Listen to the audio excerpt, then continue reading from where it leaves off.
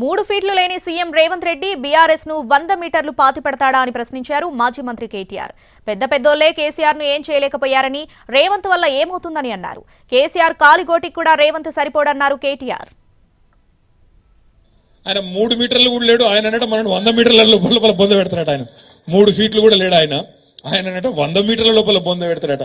నేను రేవంత్ రెడ్డి గారికి ఒకటే చెప్తున్నా, రేవంత్ రెడ్డి గారు ఈ పిచ్చి మాటలు, ఈ ప్రగల్భాలు నీకంటే ముందు మీ గురువర్యులు మాట్లాడిండు. వాళ్ళ గురువర్యుల పేర్లు ఎందుకు తీగాని, నీ గురువు మాట్లాడిండు, ఇంతకంటే ముందు ఉన్న పెద్ద పెద్ద తీస్మార్కాన్లు మాట్లాడిండు.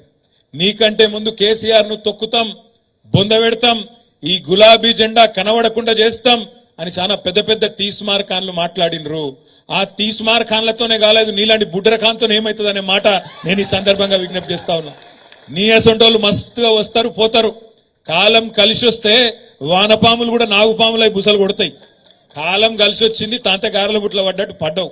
ఇలా ప్రజలకు తెలుసు నువ్వు ప్రజలు ఎన్నుకున్న ముఖ్యమంత్రి కాదు.